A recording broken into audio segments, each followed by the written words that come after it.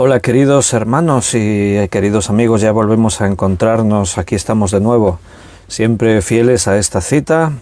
Hoy es lunes 7 de marzo y a las 8 de la tarde, pues aquí estamos, nos volvemos a conectar en directo a través de Facebook con la intención de tener nuevamente un estudio bíblico. Hoy vamos a estudiar en Romanos capítulo 4, versículo 11 en adelante. Y bueno, pues seguimos profundizando, perseverando, casi 2 años desde que comenzamos aquel 17 de marzo del 2021, no, 2020. El 2021 hicimos entero y ahora estamos en el 2022. 2 años vamos a hacer la próxima semana. Pero vamos a centrarnos hoy, a ver qué es lo que el Señor nos quiere decir en su palabra. Como hacemos siempre, lo primero es una oración, así hablamos con el Señor, le invitamos a Él, le pedimos que Él sea quien nos esté dirigiendo. Oramos. Padre, muchas gracias por un nuevo día que nos permite vivir. Gracias, Señor, porque este día nos dio las oportunidades, ahora tenemos la oportunidad de reunirnos, abrir tu palabra, y si estamos aquí haciendo esto, Señor, es bueno porque viene de ti y sabemos que vamos a ser bendecidos. Danos tú las palabras, danos la sabiduría, danos el entendimiento. Necesitamos, Señor, tu obra en nuestra vida para poder seguir creciendo, dependemos de ti para todo. Ayúdanos, Señor, a sentirnos iglesia, a ser parte de la iglesia local y universal. Y mirar, Señor, a los tiempos que nos tocan vivir desde la perspectiva bíblica, desde lo que tú nos has enseñado y aquello, Señor, a lo que tú nos guías. Necesitamos, Señor, ser entendidos en los tiempos. Son tiempos difíciles para la fe y te pedimos, Señor, que nos hables en esta tarde. Llévanos tú, Señor, a lo largo de esta hora de estudio bíblico, para que todo, Señor, venga dirigido por ti y del Espíritu Santo. Te agradezco por mis hermanos que día tras día están ahí para escuchar tu palabra, para participar de este tiempo. Bendícelos grandemente y provéeles, Señor, en todas sus necesidades. Te lo pedimos todo y te lo agradecemos todo en el nombre de nuestro Señor Jesucristo. Amén. Muy bien, queridos hermanos, pues como hemos dicho, hoy volvemos a la epístola a los Romanos.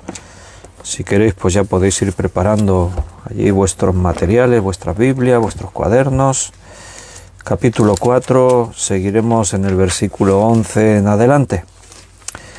Y antes, pues solamente mirar en el chat en directo los hermanos que han comentado, han escrito algún saludo, pues corresponder a esos saludos. A ver, ¿quién fue el primero en saludar hoy? Pues fue Benito Merideño. Buenas noches, Benito. Y Paola Méndez también ha saludado. Buenas noches, Paola. Bendiciones también para ti. María Luisa, bienvenida, bendiciones también para ti. Alina, bendiciones. Me alegro mucho volver a veros a todos. Yoli, Gaby, buenas noches, queridos hermanos, bienvenidos, bendiciones. Beatriz, bendiciones también para ti, bienvenida. Juan Bermudo, gracia y paz también para ti abundantemente. Ana Aliaga, buenas tardes, Ana. Nosotros también le damos gracias a Dios por poder estar aquí. Bendiciones también para ti. Juan Vázquez, buenas tardes, Juan, Dios te bendiga, bendiciones también. Gracia y paz también para ti. Ana Karina, buenas tardes, bendiciones también para nuestros hermanos en Ecuador y más hermanos que se están conectando y por ahí algunos que están escribiendo. Así que conforme aparezcan saludos, pues después yo ya me los leo. Si tenéis preguntas durante el estudio, podéis utilizar el chat en directo también para preguntar. Y vamos pues a la epístola a los Romanos. Vamos ya a aprovechar el tiempo, vamos a leer el pasaje que tenemos ahí y confiaremos que el Señor sea quien nos esté enseñando todas estas cosas. Vamos a versículo 11 y 12 del capítulo 4. y recibió la circuncisión como señal, como sello de la justicia de la fe, que tuvo estando aún incircunciso, para que fuese padre de todos los creyentes no circuncidados, a fin de que también a ellos la fe les sea contada por justicia, y padre de la circuncisión para los que no solamente son de la circuncisión, sino que también siguen las pisadas de la fe que tuvo nuestro padre Abraham antes de ser circuncidado. Bien, sigue el tema, claro, donde lo dejamos el último día. Estuvimos haciendo énfasis en que Abraham no fue justificado por sus obras, no fue justificado por la circuncisión, sino por su fe, ya que sus obras fueron posteriores y ya que la circuncisión fue posterior. O sea, es en el capítulo 15 donde dice que creyó Abraham a Dios y le fue contado por justicia, y sus obras no vinieron hasta después, la circuncisión, hasta el capítulo 17, que Dios vuelve a confirmar el pacto con Abraham, y entonces es cuando le da la señal del pacto. Todo eso lo estuvimos argumentando, tal como aquí Romanos lo desarrolla la semana anterior. Y entonces hoy hemos leído ahí en el versículo 11 y 12 y continúa. Ahora se utiliza una expresión: Dios llamó a la circuncisión la señal del pacto. Eso es lo que aparece ahí. Recibió la circuncisión como señal. O sea, la circuncisión es la señal del pacto. O sea, la marca distintiva que hacía separación entre Abraham y sus descendientes, porque todos sus descendientes se van a circuncidar después de él, y entonces hace esa marca distintiva para separarlos del resto. Así se convierten en el pueblo del pacto. La circuncisión será una señal para identificarlos y también es un sello para autentificarlos. O sea, Dios pone su sello sobre los que son suyos. Y Pablo ahora llama a esta señal la señal de la justificación de Abraham. Y recibió la circuncisión como señal, como sello de la justicia, de la fe que tuvo estando aún incircunciso, para que fuese padre de todos los creyentes no circuncidados, a fin de que también a ellos la fe les sea contada por justicia. Entonces ahí la señal que representa la circuncisión, para Dios era la señal del pacto. Pablo dice que esta señal es la señal de la justificación, por cuanto primero fue justificado y después Dios le dijo que fuese marcado con esta señal, que fuese circuncidado. Entonces Abraham recibió estos dos dones. Primero la justificación, por la fe.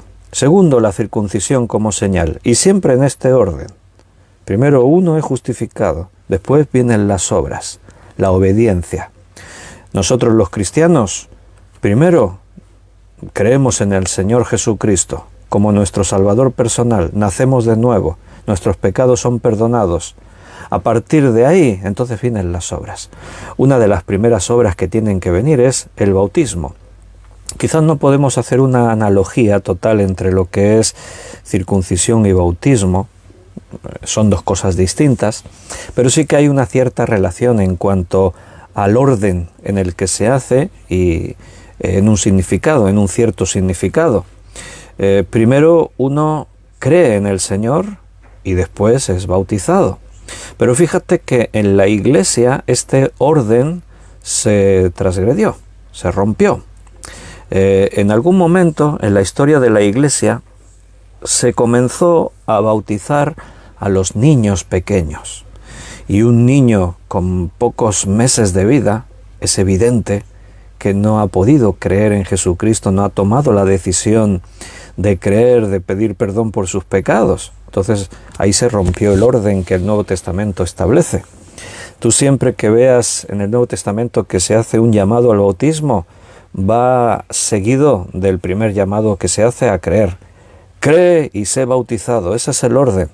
Lo verás en la predicación de Pedro, en el día de Pentecostés. Pedro predicó el Evangelio después de recibir todos los creyentes el Espíritu Santo y la orden, el mandamiento era: creed y sed bautizados. Y así ocurrió, creyeron y fueron bautizados. Y siempre que aparece esta expresión va en ese orden. Al carcelero de Filipos se le dijo así.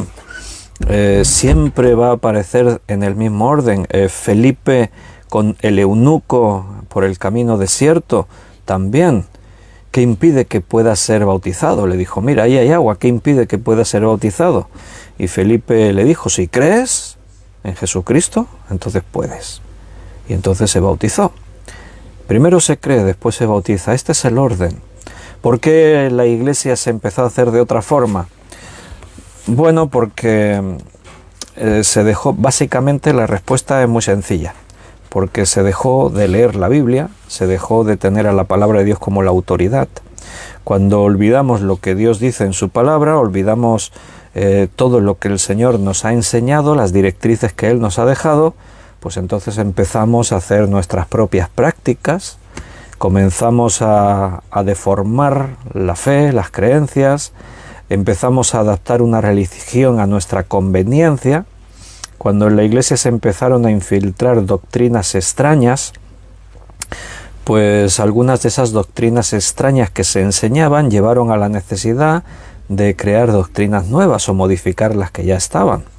Cuando se enseña que, dice allí David en un salmo: en pecado me concibió mi madre, y entonces la Iglesia interpreta, sin tener en cuenta las reglas de la hermenéutica, interpreta que quiere decir que el acto sexual, que es lo que lleva a la concepción de un nuevo ser, si dice allí que en pecado me concibió, pues quiere decir que el acto sexual es pecado. En la Iglesia Católica Romana aún están los dogmas ahí en el catecismo, aunque hoy en día la gente pues ya estas cosas no las suelen tener muy en cuenta dentro del catolicismo, pero se enseñaba que el sexo en el matrimonio, el único fin que tenía era el de procrear, el de tener hijos. Si se disfrutaba en el sexo, estabas pecando. Entonces, cuando se enseña que la práctica sexual aún dentro del matrimonio es pecado, y que eso da lugar a la concepción y es un acto de pecado y tal, los niños nacen ya bajo la maldición del pecado, etcétera, pues bueno, empieza a confundirse todo se empieza ahí a trastornar. Nos inventamos algo que la Biblia no dice, y para arreglar eso tenemos que inventar otras cosas. Si un niño ya nace con pecado, pues si se muere, ¿qué pasa? Se va al infierno. De ahí que nos inventamos dos cosas. Uno, el bautismo para los bebés. Dos, el limbo. Claro, si un bebé nace en pecado, hay que bautizarlo. ¿Por qué? Porque el bautismo salva. ¿Dónde dice eso en la Biblia? En ningún sitio. Si crees con todo tu corazón, entonces te salvas. Si no crees, estás condenado. Claro, en algún versículo se mantiene el orden. Cree y sé bautizado y serás salvo. Sí, pero el énfasis no está en bautizarte, sino en creer. El bautismo sigue a creer. Es una obediencia, como lo que ahora estamos viendo de la circuncisión. Es la señal de haber creído. El bautismo es como la circuncisión. La circuncisión era la señal del pacto. El bautismo es la señal de haber creído, de haber nacido de nuevo en Cristo. Entonces, pues tenemos que bautizar a los niños, y así si se mueren, pues ya son salvos. ¿Y qué pasa si un bebé se muere antes de ser bautizado? Decir que se va al infierno es como muy cruel, muy fuerte. Nos inventamos el limbo, un sitio donde no es el cielo, porque si acabamos de decir que si un bebé nace en pecado, está en pecado, entonces no te puedes ir al cielo en pecado, pero también es muy cruel decir que se va al infierno el pobrecito bebé. Nos inventamos un lugar al que le llamaremos limbo, donde no es el cielo, pero tampoco es el infierno. No hay sufrimiento, no pasa nada. En el limbo tú estás allí y no pasa nada. ¿De dónde sale el limbo? Pues una invención.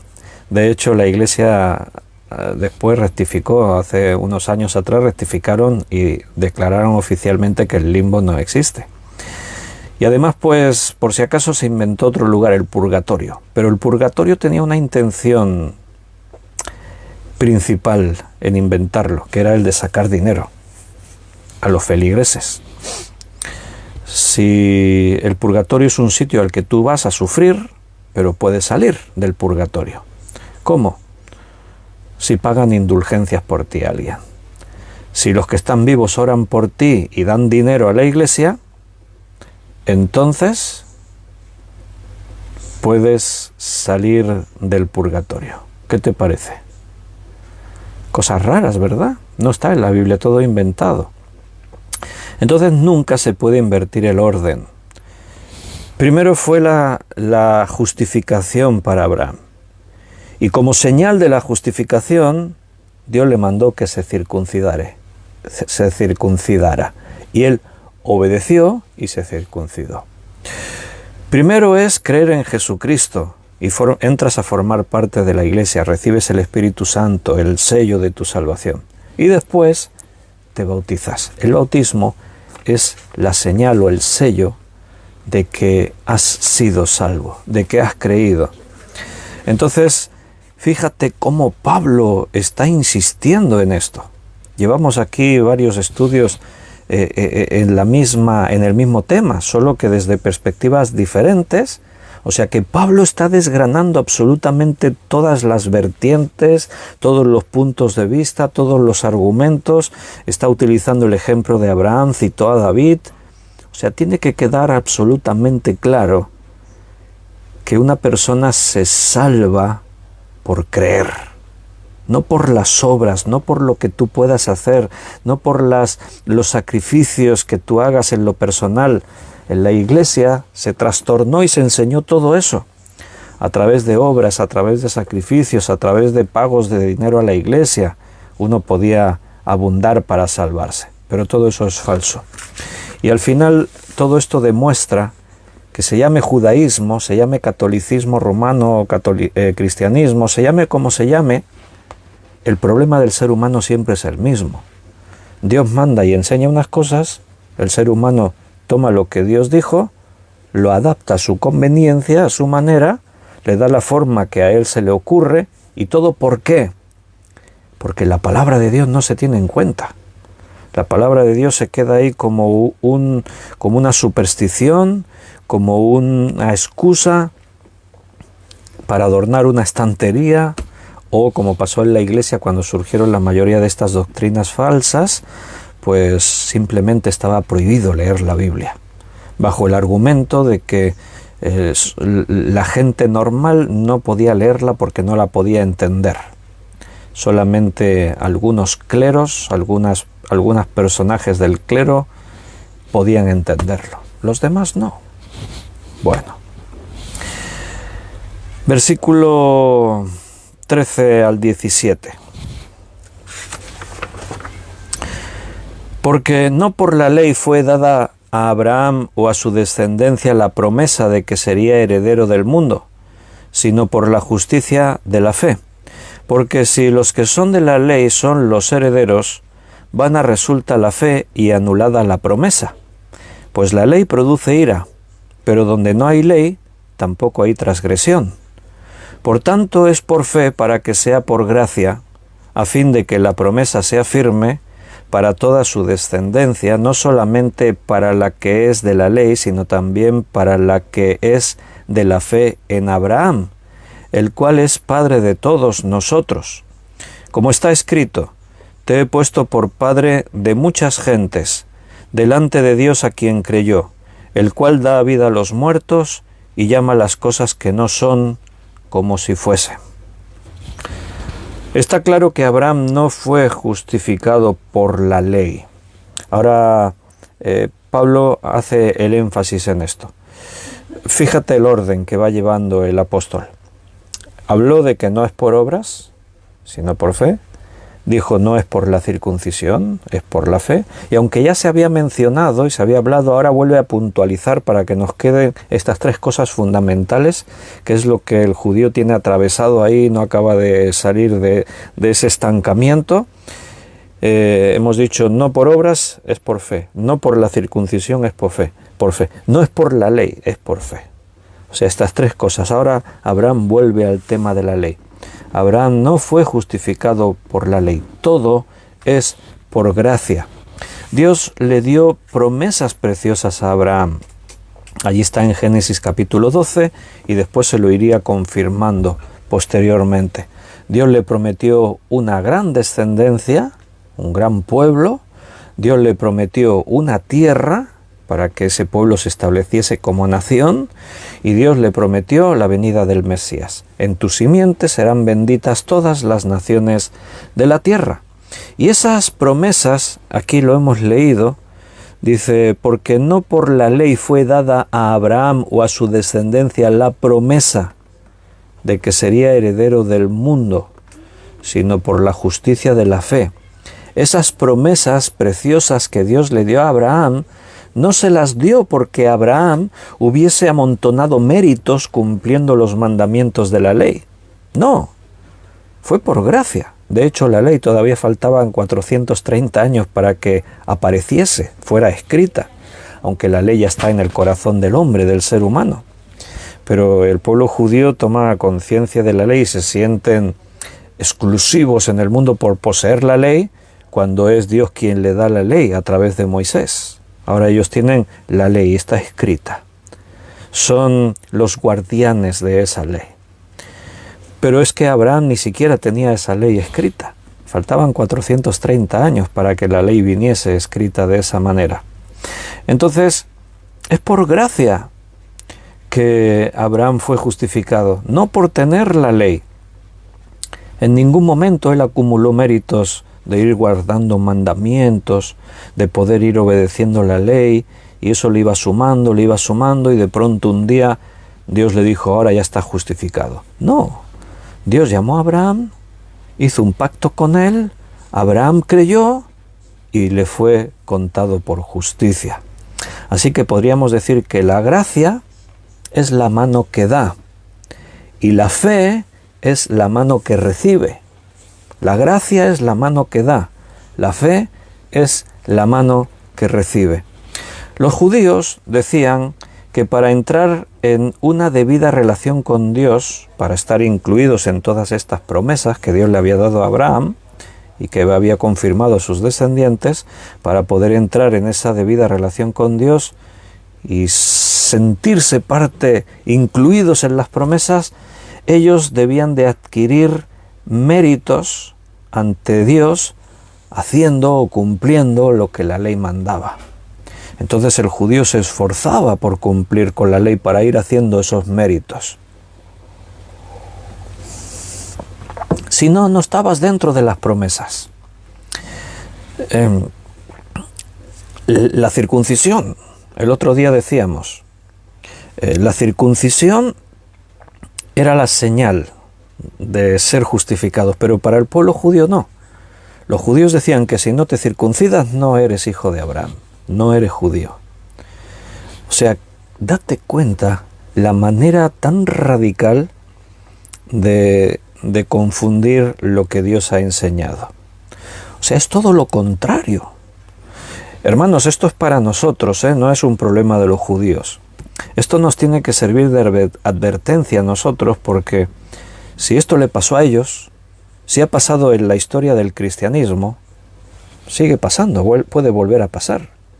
O sea, es muy fácil que nos confundamos, que nos equivoquemos, que nos dejemos llevar por nuestra debilidad carnal, que sucumbamos a convertir la fe en una religión más, y de esa forma salirnos, torcernos, deslizarnos del camino, la apostasía, salirse de la verdad.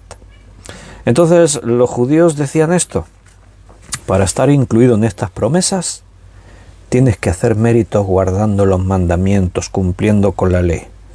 Pero aquí la palabra de Dios dice que no, porque no por la ley fue dada a Abraham o a su descendencia la promesa, no fue por la ley, no fue por lo que tú puedas hacer, no es por méritos propios.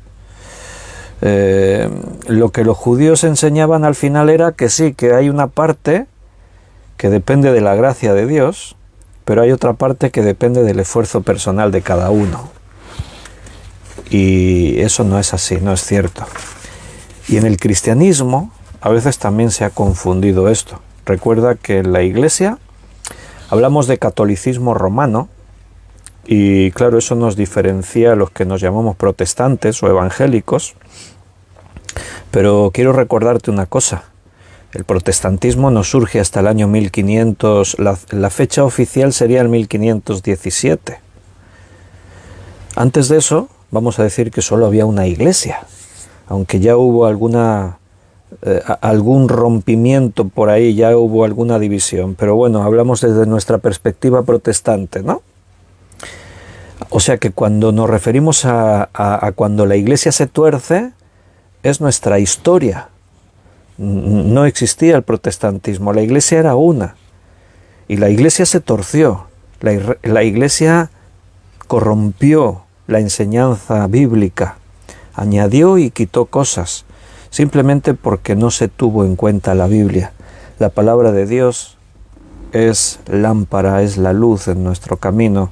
Si tú apagas la luz, te quedas a oscuras. Entonces tenemos, en todo lo que estamos hablando aquí, tenemos la promesa de Dios. ¿Sabes? En el Nuevo Testamento hay dos palabras griegas, claro, para referirse a promesa. Tú cuando lees en el castellano las traducciones Reina Valera, otras traducciones al castellano, tú lees la palabra promesa, puede venir de dos palabras griegas. Una palabra griega es hiposgesis. Hiposgesis es una palabra griega que al castellano se traduce como promesa, pero se refiere a una promesa con condiciones. O sea, yo te prometo algo, pero está condicionado. Prometo hacer esto si tú haces esto otro. Eso es hiposgesis. Promesa en ese sentido. O sea, es una promesa condicionada. Pero después hay otra palabra griega, que es epangelia. Epangelia se traduce también por promesa, y en este caso es una promesa que se hace generosamente sin condición por la otra parte. O sea, se hace una promesa sin exigir algo a cambio. Y esta es la palabra que acaba de utilizar Pablo aquí en este versículo, que porque no por la ley fue dada a Abraham a su descendencia la promesa. Ahí aparece esa palabra griega, epangelia. O sea, Dios ha hecho una promesa sin exigir nada a cambio. Es como decir, es como cuando la palabra de Dios nos enseña, ¿no?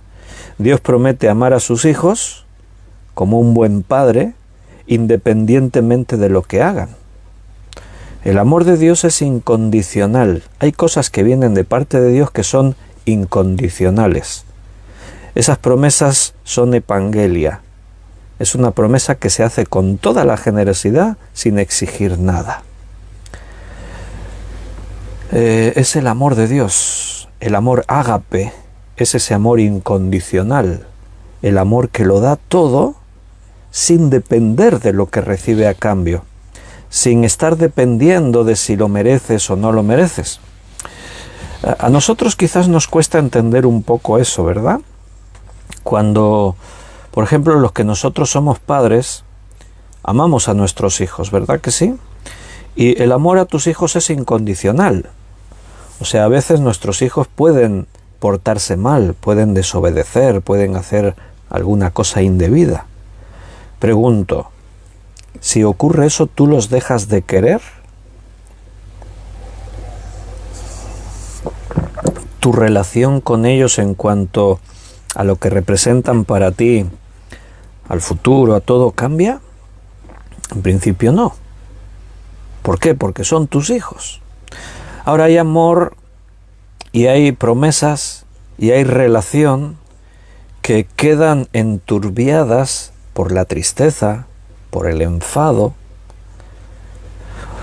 Nuestra relación con Dios a veces es difícil de explicar porque tratamos con un Dios que no es hombre ni hijo de hombre para que mienta ni se arrepienta, que es un Dios que sobrepasa todas las expectativas humanas. Nosotros tenemos un conocimiento limitado, Dios es omnisciente. Nosotros podemos algunas cosas, Dios lo puede todo. Nosotros tuvimos un comienzo, Dios no tuvo comienzo ni principio de días. Entonces, referirnos a Dios nos resulta muy complicado, de ahí que utilizamos el lenguaje antropomórfico. Hablamos de Dios con expresiones y relaciones al ser humano, como si hablásemos de un hombre, pero Dios no es un hombre. Entonces, claro, nosotros cuando tratamos con los demás, aún con esas personas a las que amamos tanto, tu cónyuge, tus hijos, a veces nos damos cuenta que el amor queda interferido, que la relación queda enturbiada. Pero espiritualmente también ocurre. Dios no cambia, Dios no muda, Dios no rebaja su amor o su promesa para contigo. Lo que Dios lo prometió lo va a cumplir, sí o sí. Ahora bien, no te olvides que vimos en el estudio de Génesis que Dios le dejó de hablar a Abraham durante 12 años. Ahí lo estuvimos leyendo. ¿Por qué? Abraham se desvió, se torció, pecó. ¿Y Dios se enfadó? No, Dios no se enfada por tu pecado. Pero cuando yo peco, mi relación con el Dios Santo se enturbia. Dios le dijo al pueblo de Israel cuando Josué les dirige a la conquista de Canaán: santificaos porque mañana hará Dios grandes cosas entre vosotros. La palabra de Dios nos llama a llenarnos del Espíritu Santo. Entonces, nosotros podemos apagar y contristar al Espíritu Santo. Y de esa forma no estamos llenos del Espíritu. La relación con Dios se ve interferida, pero no por Dios, por nosotros. El pecado interfiere. Mi falta de compromiso interfiere. Entonces, mi percepción de las cosas de Dios no es la total, la adecuada, la correcta. Pero Dios no cambia, Dios es el mismo, Dios no se arrepiente, Dios no me deja de amar o me ama menos. Recuerda que el versículo más conocido de la Biblia, Juan 3:16, dice: de tal manera amó Dios al mundo. No dice de tal manera amó Dios a sus hijos, o a la iglesia, o a los que le son fieles y le obedecen. No, al mundo. Porque si el amor de Dios hubiese estado condicionado, Cristo no habría muerto por nosotros, porque no habría habido nadie que mereciese que Cristo muriese por nosotros. Entonces, es lo mismo que estamos contemplando aquí ahora. La promesa Dios se la dio a Abraham antes de cumplir con las obras. No fue por la ley, fue por su gracia. Entonces tenemos las promesas de Dios que nos han sido dadas incondicionalmente, evangelia. No quiero que os confundáis, hemos estado diciendo que Dios hace un pacto con Abraham, y en todo pacto hay dos partes y hay condiciones. O sea, Dios le exigió a Abraham que hiciese unas cosas. La circuncisión es una de ellas. Pero nota que aquí el énfasis está en que la obediencia viene después de creer. La gracia de Dios se manifiesta antes de que Abraham se circuncide, antes de que Abraham lleve a sacrificar a su hijo, fue antes que él es justificado por la fe.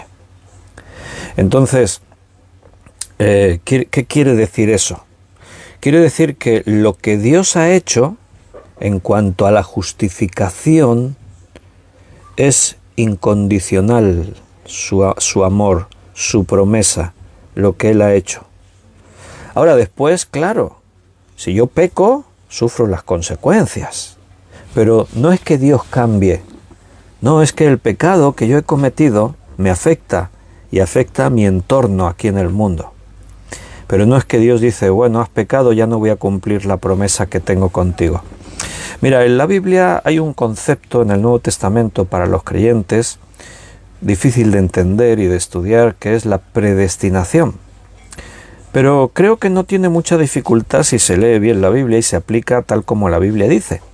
Y cuando Pablo habla de la predestinación allí en Efesios, dice que fuimos predestinados en Él, en Cristo. O sea, una vez que tú estás en Cristo, eres predestinado. ¿Qué quiere decir? Que tu fin ya está fijado.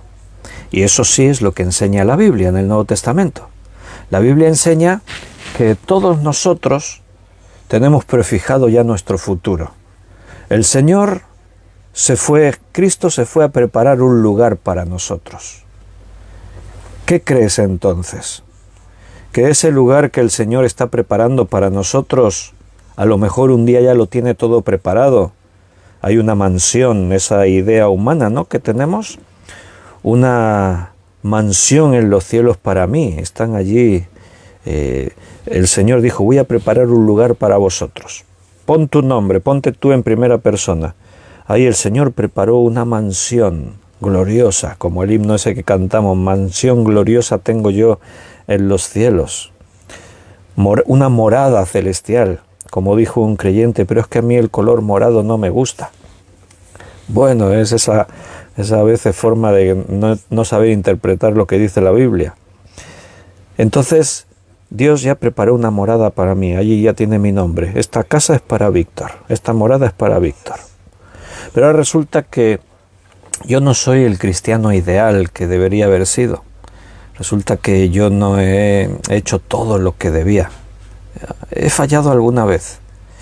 Mi fidelidad no ha sido la mejor. ¿Qué crees? ¿Que el Señor derriba la casa y yo ya no podré terminar en esa morada que Él preparó para mí? No, porque la salvación no dependió de llegar yo a ser salvo por mis obras y no me mantengo salvo por mis obras tampoco. Es una cuestión de gracia y de fe. Recuerda, la gracia es la mano que da, la fe es la mano que recibe. Entonces tú eres salvo porque Dios te declaró justo. ¿Por qué? Porque creíste. Y a partir de ahí, hermanos, escúchame bien, estamos en el proceso de las obras. El creyente empieza como un bebé espiritual. Quiere decir que empieza haciendo sus primeras buenas obras. La primera de todas, el bautismo en agua, es el primer acto de obediencia. Y después uno va entendiendo, va abundando más, se va perfeccionando, o quizás tendríamos que decir que es Dios quien nos va perfeccionando. Pablo lo dice, estoy persuadido de esto, que el que comenzó en vosotros la buena obra, la terminará. Eso es predestinación. Nuestro final está fijado. Y nada ni nadie, como dice Pablo más adelante aquí en Romanos 8, nos podrá separar de ese fin, de ese amor que tenemos en Cristo Jesús. Y todo esto depende únicamente de Él. Eso es evangelia, promesa que se da generosamente sin ninguna condición por la otra parte. Ahora, ¿hay condiciones? Sí, claro. Si quieres ser bendecido, si quieres que las cosas te vayan bien, si quieres, entonces cumple tu parte del pacto. Dios nos advierte, como le advirtió a su pueblo. Si me desobedecéis, la maldición caerá sobre vosotros. Pero esas condiciones forman parte del día a día de nuestra vida, de lo que recibimos, pero no de tu salvación. Todas estas cosas, cuando las tenemos en cuenta, es cuando nos ayuda a entender ese principio de que la salvación no se pierde. No somos calvinistas. No creemos que la salvación es por elección. Tú eres salvo, los demás se condenan. Y además los que son salvos podrían perder su salvación. Cuando tú estudias todo lo relacionado con la salvación en profundidad y en sencillez, entiendes que es una cuestión que viene de parte de Dios. Es lo que Dios ha hecho. Yo no he hecho nada, no tengo ningún mérito. Dios lo ha hecho todo. Tenemos la promesa de Dios, tenemos la fe. segunda cosa que estamos puntualizando de todo lo que estamos hablando.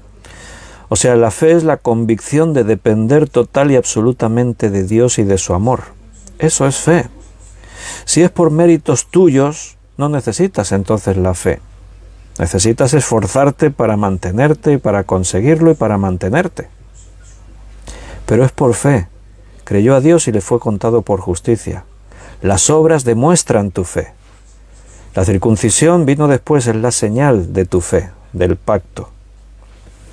Tenemos promesa, tenemos fe, tenemos la gracia. La gracia, un regalo que no se gana ni se merece. Porque una cosa es decir que no nos podemos ganar la gracia de Dios, pero es que tampoco nos la podemos llegar a merecer. O sea, es imposible. Por eso es gracia. Es un don inmerecido. Y ahora en negativo tenemos la ley y tenemos la transgresión. La ley. Mira, la ley siempre puede diagnosticar la enfermedad, pero no puede curarla. Desde esta perspectiva de la salvación, eso es lo que es la ley. La ley es buena, no estamos diciendo que la ley es mala. En ningún momento Pablo dice que la ley sea mala. Dice que no nos podemos justificar por las obras de la ley. Eso es lo que tenemos que puntualizar. Jesús dijo, yo no he venido a abrogar la ley, no he venido a quitarla, sino a cumplirla. Siempre que tú obedezcas y cumplas la ley, serás bendecido. Pero en cuanto a la salvación, la ley no te sirve. No puedes ser salvo mediante la ley, mediante las obras de la ley. La ley siempre te va a diagnosticar la enfermedad. La ley dice lo que padeces. Eres un ladrón, eres un mentiroso, eres un adúltero, eres un hipócrita, todos los adjetivos que tú quieras ahí. Eso es lo que la ley hace, te da el diagnóstico de la enfermedad que cada uno padece, pero no te puede curar, la ley no te cura. La ley te dice que estás mal, pero no te lleva a evitar ese mal. Te habla de cuál es el problema, pero no te da la solución. En cuanto a salvación, recuerda, siempre estamos hablando, justificación. Y esto Pablo lo plantea aquí y es una rareza. Es como decir, por culpa de la ley estamos en esta situación. No es así, digo, como da esa idea. Mira, leemos otra vez estos dos versículos 11 y 12. Y recibió la circuncisión como señal, como sello de la justicia, de la fe que tuvo estando aún incircunciso, para que fuese padre de todos los creyentes no circuncidados, a fin de que también a ellos la fe les sea contada por justicia. Y padre de la circuncisión para los que no solamente son de la circuncisión, sino que también siguen las pisadas de la fe que tuvo nuestro padre Abraham antes de ser circuncidado, porque no por la ley fue dada a Abraham o a su descendencia la promesa de que sería heredero del mundo, sino por la justicia de la fe. Porque si los que son de la ley son los herederos, vana resulta la fe y anulada la promesa, pues la ley produce ira, pero donde no hay ley, tampoco hay transgresión. Entonces, pues sería mejor no tener ley. ¿Para qué nos dio Dios la ley? Si no hay ley, no hay transgresión. La ley nos lleva a la ira. ¿Notas? Esto es lo que te estoy diciendo, es como una cosa extraña, así de pronto. Claro, desde nuestra perspectiva racional. Nos quedamos ahí planteándonos, ¿por qué nos complicó Dios tanto la vida dándonos la ley? Entonces, a la ley le sigue la transgresión. Claro, si tenemos ley, hay transgresión. Porque la ley dice, no hagas esto, haz esto, y cuando tú haces o no haces, estás transgrediendo la ley. Así que después de la ley tenemos esa transgresión. Aquí hay, fíjate que en este versículo 13 hay una negación enfática, ya no hay preguntas ni respuestas en ese método que Pablo ha estado haciendo que se llama diatriba, en el que Pablo mismo lanzaba una pregunta retórica y seguía con el argumento. A veces la pregunta se lanzaba y se daba la respuesta, como conversando con alguien, ¿no? Aquí ya no hay ese método. Ahora hemos cambiado. Pablo ya cambió el método. Ahora hay declaraciones directas. Ya no hay preguntas retóricas. No, ahora se enseña directamente. No hay preguntas ni respuestas.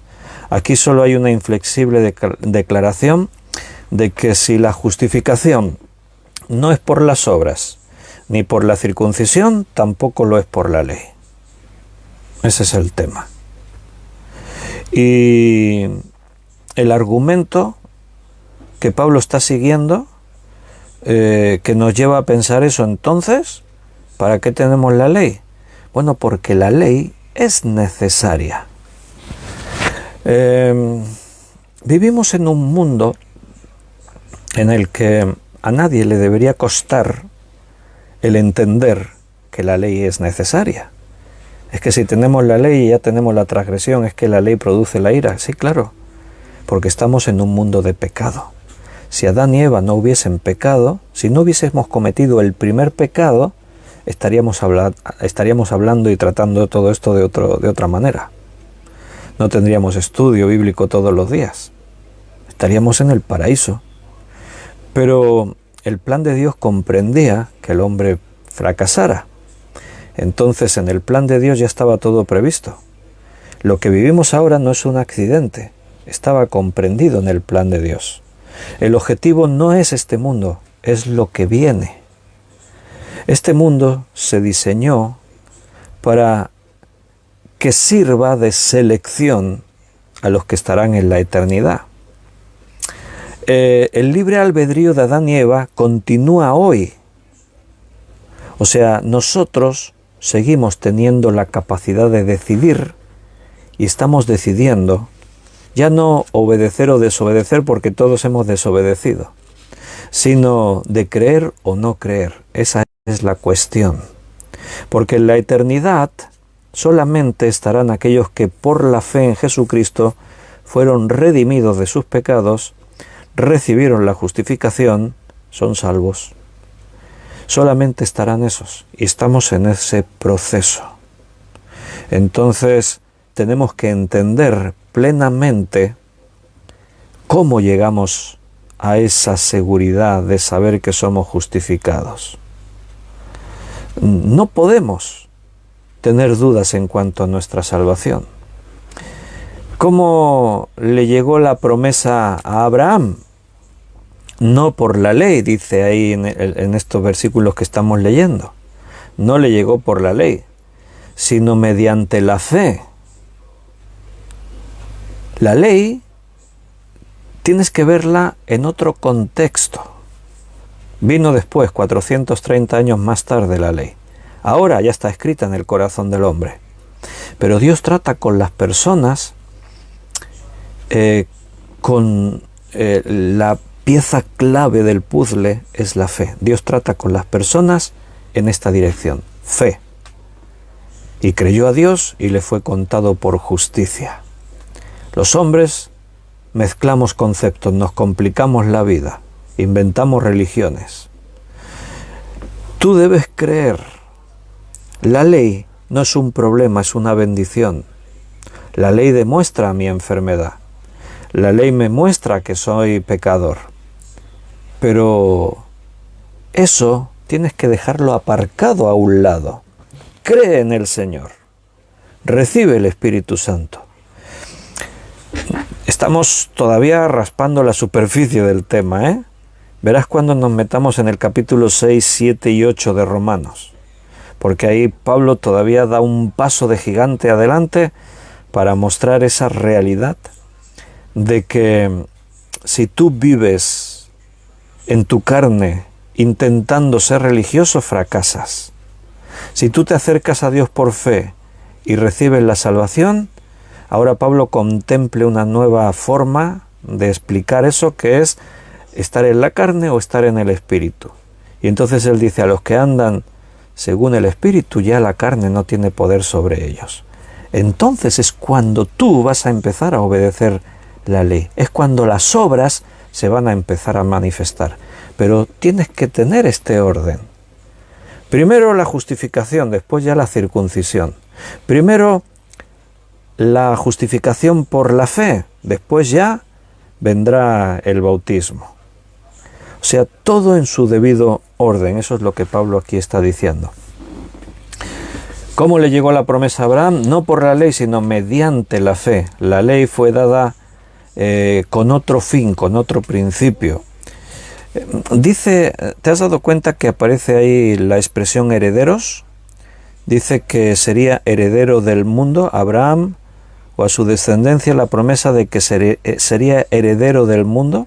Y después en el versículo 14 dice, porque si los que son de la ley son los herederos, vana resulta la fe y anulada la promesa. O sea, aparece el concepto herederos, ¿verdad que sí? La misma idea la desarrolla Pablo en la epístola a los Gálatas, capítulo 3. En el versículo 29 dice, pero como entonces el que había nacido según la carne perseguía al que habían... no, espérate que me fui al 4. El 3:29. Y si vosotros sois de Cristo, ciertamente linaje de Abraham sois y herederos según la promesa. ¿Notas cómo aquí Pablo está hablando del mismo tema que está tratando ahí en el capítulo 4 de Romanos? Mira un poco desde atrás en el contexto, versículo 15. De aquí Gálatas 3:15. Hermanos, hablo en términos humanos. ¿Notas cómo el lenguaje antropomórfico aparece en la Biblia para entender cosas celestiales? Hablo en términos humanos. Un pacto, aunque sea de hombre, una vez ratificado, nadie lo invalida ni le añade. Ahí está lo que estábamos diciendo antes. La palabra promesa en ese sentido, evangelia, una promesa que se hace generosamente sin ninguna condición. El pacto está establecido y es incondicional. Un pacto, aunque sea de hombre, una vez ratificado, nadie lo invalida ni le añade. Ahora bien, a Abraham fueron hechas las promesas y a su simiente. No dice y a las simientes, como si hablase de muchos, sino como de uno, y a tu simiente, la cual es Cristo. Esto pues digo, el pacto previamente ratificado por Dios para con Cristo, la ley que vino 430 años después, no lo abroga para invalidar la promesa, porque si la herencia es por la ley, ya no es por la promesa, pero Dios la concedió a Abraham mediante la promesa. ¿Se va entendiendo el argumento? Es lo mismo que explican Romanos, aquí lo explica a los Gálatas. Así que un texto lo complementamos con el otro. Si la promesa hubiese venido por la ley, entonces ya no sería promesa, dice ahí. Diríamos, como argumentó Pablo anteriormente, sería como un salario. Si tú cumples con tu trabajo, lo que te dan no es un regalo, es una deuda. Si la promesa vino por la ley, hubiese sido por méritos. Yo guardo los mandamientos, Abraham los guardó, hizo méritos, se le dio una promesa, como un pago. Pero no es así. Dice, porque si la herencia es por la ley, ya no es promesa, pero Dios la concedió a Abraham mediante la promesa. Dios se lo prometió a Abraham antes de que él hiciese las obras de la ley. Entonces, ¿para qué sirve la ley? Buena pregunta, ¿verdad? Nos la estábamos haciendo nosotros antes, teníamos este as en la manga reservado para leer aquí y rubricar lo que estábamos tratando de explicar. ¿Para qué sirve la ley? Fue añadida a causa de las transgresiones, hasta que viniese la simiente a quien fue hecha la promesa, y fue ordenada por medio de ángeles en mano de un mediador. O sea, nota que antes Pablo dice que tenemos la ley y después viene la transgresión. Pero ahora aquí ¿La has escuchado bien lo que ha dicho? Dice, fue añadida a causa de las transgresiones, hasta que viniese la simiente. ¿Cuál era la simiente? Cristo, lo ha dicho anteriormente. No dice las simientes, sino la simiente, refiriéndose a una, a Cristo. O sea, la ley era necesaria para tomar conciencia. La ley escrita, porque la ley estaba en el corazón, por eso había transgresiones. Si no, ¿de dónde salen las transgresiones? Si no hay ley, no hay transgresión. Entonces Pablo está hablando de la ley escrita. Fue necesaria que viniese la ley por causa de las transgresiones. Tuvo que quedar escrito todo. Si no estuviese escrita la palabra de Dios, hermanos, esto sería un caos absoluto. ¿Qué fe estaríamos viviendo? ¿Cuántos tipos de iglesias habría? ¿Cuál sería la verdadera? Necesitamos la Biblia escrita. Si no, yo ahora, en lugar de estar dando un estudio de Romanos, estaría diciéndoos, el Señor me ha revelado esta noche que tenemos que hacer. Y tendrías ahí 1.000.000 de vídeos y a cada uno le habría dado el Señor una revelación distinta. Cada uno buscaría la revelación que más le guste. La ley fue necesaria que viniese por causa de las transgresiones. Y el mediador, dice que hasta que viniese la simiente. Cuando vino Cristo, ahora es distinto. Ahora es por la fe en Cristo, en la cruz. La ley se contempla desde otra dimensión, pero vamos a seguir escuchando el argumento mejor. Y el mediador no lo es de uno solo, pero Dios es uno. Luego, ¿la ley es contraria a las promesas de Dios? En ninguna manera, porque si la ley dada pudiera vivificar, la justicia fuera verdaderamente por la ley. Lo que antes decíamos, la ley te declara la enfermedad, pero no te cura. Si la ley te pudiera curar, si la ley te pudiera vivificar, la justicia, entonces sería por la ley. Pero como estamos demostrando, Pablo está demostrando, la justificación no es por la ley, es por la fe. Mas la Escritura lo encerró todo bajo pecado, para que la promesa que es por la fe en Jesucristo fuese dada a los creyentes. El fin de todo esto es Jesucristo. La fe en Jesucristo. Pero antes que viniese la fe, estábamos confinados bajo la ley, encerrados para aquella fe que iba a ser revelada. De manera que la ley ha sido nuestro ayo para llevarnos a Cristo, a fin de que fuésemos justificados por la fe.